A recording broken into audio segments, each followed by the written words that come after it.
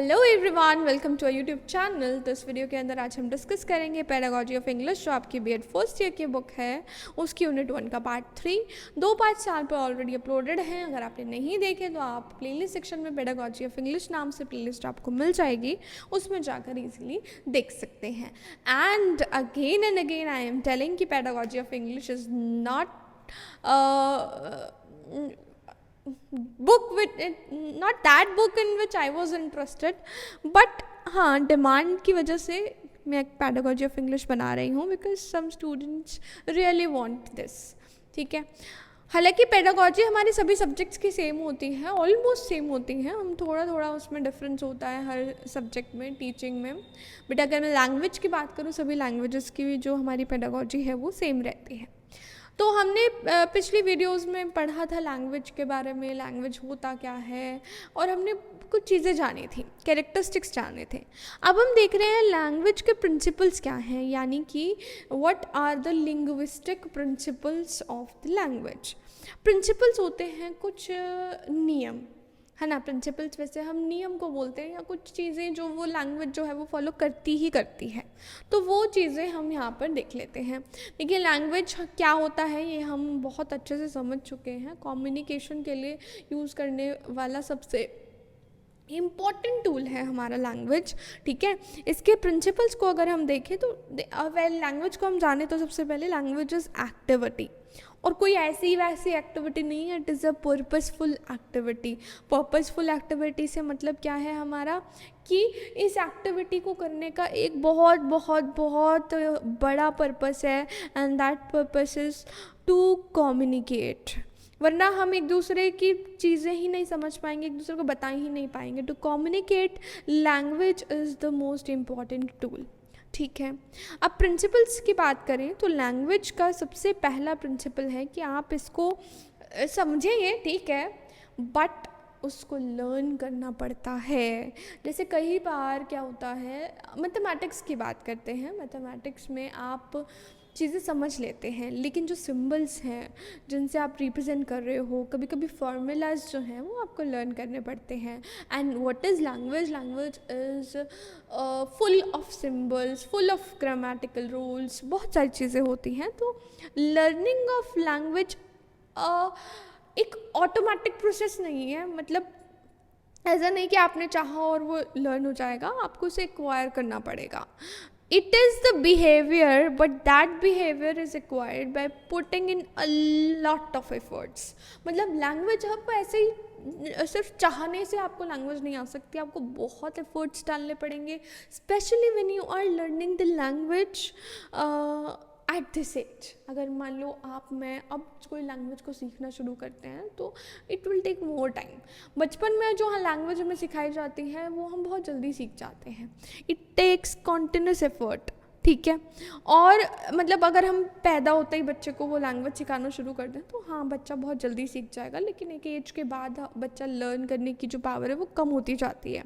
क्योंकि बचपन में तो क्या होता है, उसको इमिटेट करने का बहुत शौक होता है, जैसा वो सुने वो ऐसा वो बोले, तो इसीलिए लैंग्वेज बहुत आसानी से बच्चा सीख जाता है।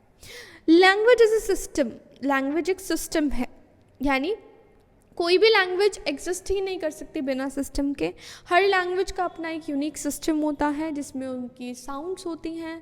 जैसे आपने अल्फ़ाबेट्स पढ़े हैं, ABCDE, तो उनकी अपनी साउंड्स हैं, उनके अपने वोकैबुलरी वर्ड्स होते हैं जिनके अपने अपने मतलब होते हैं, और उनका स्ट्रक्चर भी अलग डिफरेंट होता है सेंटेंसेस का। लाइक आप हिंदी, इंग्लिश और संस्कृत में 3 लैंग्वेज के बारे में थोड़ा थोड़ा जानती हूँ, पूरा मैं किसी भी लैंग्वेज के बारे में नहीं जानती। तो तीनों लैंग्वेज के अपने वोकैबुलरी थी, तीनों लैंग्वेज का अपना स्ट्रक्चर है, तीनों लैंग्वेज की अपनी साउंड्स हैं, ठीक है।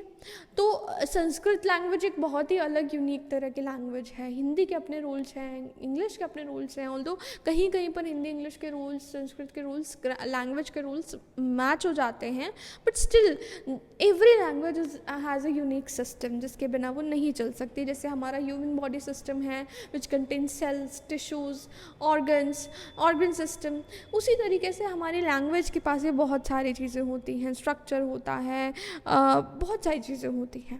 क्लियर? और आपके वर्ड्स बदलने से, मतलब आपने एक सेंटेंस फॉर्म किया, सेंटेंस के में वर्ड की पोजीशंस को बदल देने से आपके सेंटेंस का मतलब बदल जाता है. So it is very very very important to understand the system of the language. And word is language, language is a system of symbols also. Symbols का सिस्टम है. लाइक कुछ चीज़ें हैं जिनका वही मतलब होता है. तो टेबल है, लाइक, ठीक है, for example word table is not a table. मतलब एक तरह से टेबल वर्ड दो चीज़ों के लिए यूज़ होता है. टेबल हमारा सिंबल है. किसका सिंबल है? ये जो मेरे सामने यहाँ पे रखी है, जिस पे मैं लिख कर काम कर रही हूँ, दिस इज टेबल. टेबल एक सिंबल है ना. आप लैंग्वेज के थ्रू सिंबल दिखा रहे हैं. आपने टेबल बोला, माइंड में एक इमेज आ गई, इट इज़ अ सिंबल.